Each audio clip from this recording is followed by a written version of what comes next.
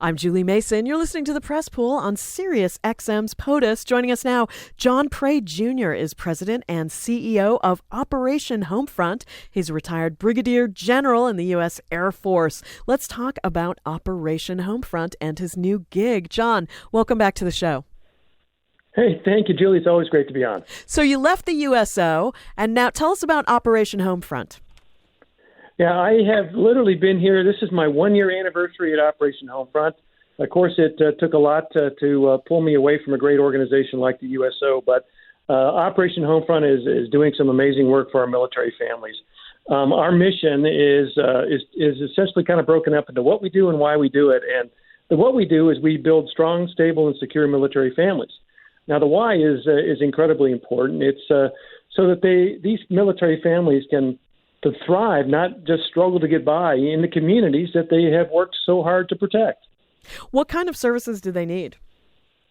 Well, it's oftentimes as we have our military families, we live in a relatively turbulent financial times, and they face many of the same financial troubles that many Americans do, and they find that they have a hard time paying bills or making ends meet, and we at Operation Homefront help them with covering their rent, their mortgage, their utility bills, their grocery bills, car repairs, etc., and a variety of other programs. Now, your website is operationhomefront.net? Correct. And can people, I don't know, if they want to give over these like Memorial Day holidays coming up, is that a way to do it? Absolutely. That's the best way to find us and to kind of find ways to help us help these very, very deserving military families. Now, John, you've been on the show a number of times, and you have such a fascinating background.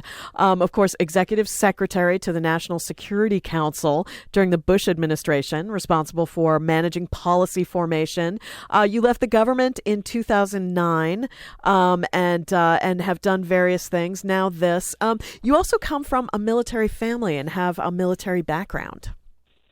I do. My parents had children late in life, and so they're part of the greatest generation, and that's where I really learned the whole idea about service before self. And my father and mother they got married just before World War II. Wow! And your father had an incredible military career. He did. Their first duty assignment was in the Philippines.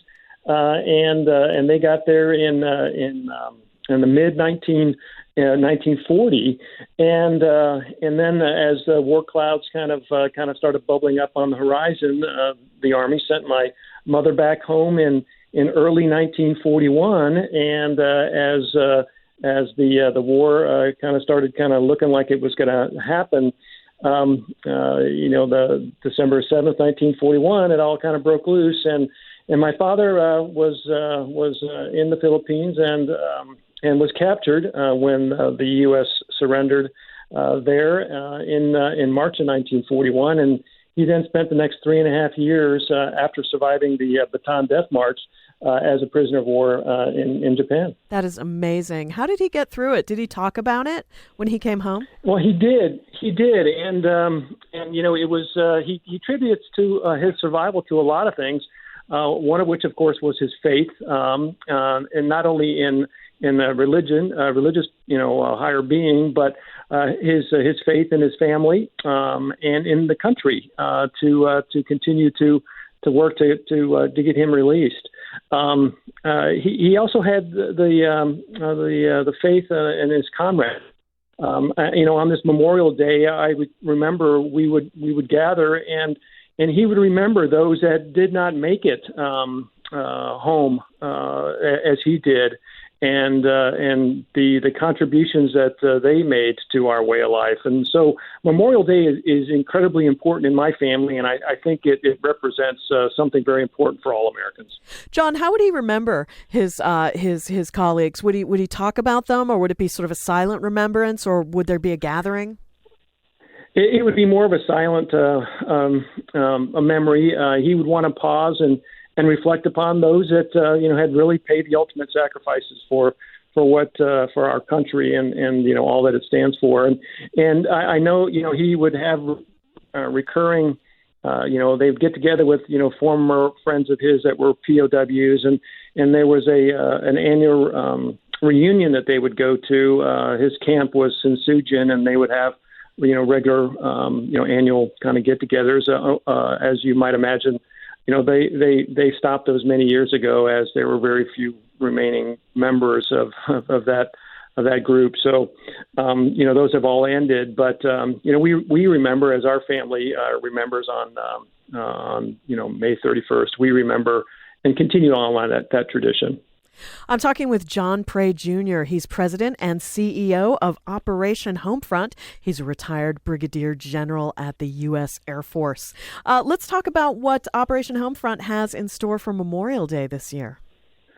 We've got a lot going on. It's important to note that May is Military Appreciation Month, and then we've got a couple of big days coming up. The first one is this Saturday, which is Armed Forces Day, and then, of course, we have Memorial Day on the 31st, where we honor those that as I mentioned, paid the ultimate sacrifice for the freedoms that we enjoy daily. But we have a lot going on with a variety of different things around the U.S.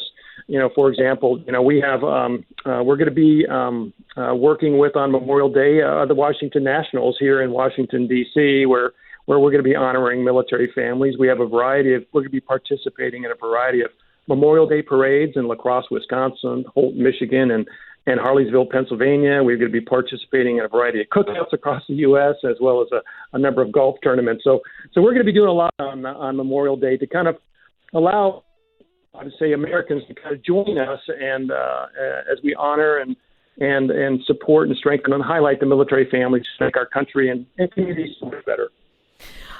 And once again, if people want to find out more and get involved in this, the website is operationhomefront.net. And Armed Forces Day is Saturday, May 21st, and followed soon after by Memorial Day. John, thank you so much. Thanks for joining us, and thanks for sharing your story. I really appreciate it. Julie, thank you so much, and I appreciate all you're doing to kind of highlight the great work our military families do for all of us every single day. Thank you. Thanks, and congratulations. Mm-hmm. This sounds like a great place. Take care. Oh, my gosh. I'm happy. Bye-bye. Bye. Cool deal. We love to do stuff for the veterans here in the Press Pool. I really hope that you'll check out this website. It's operationhomefront.net. And Star Spangled Babies is one of their programs. Come on, you guys. From March through June, they're holding baby showers across the country to help new military families. As we talk about a lot, especially with David Wood from the Huffington Post and other journalists, these troops, they're not getting pay increases. They're really struggling, and a lot of the cutbacks because of the sequester and other rollbacks of spending by the federal government. Things like commissary not open that often, and they're not being able to buy groceries and do basic things and have toys for kids. So Star Spangled Babies is the program. It offers families the opportunity to develop relationships with other military families, learn about resources in their area. This is good work. So if you're feeling charitable, and I hope that you are, I hope you go to the website. It's operationhomefront.net and check it out and just give whatever you can and help out. Memorial Day is coming up, and as everyone on Twitter and Facebook is going to remind you, it's not just about barbecues, you guys. There's more to it than that. So check it out. Always happy to highlight the great work that they do.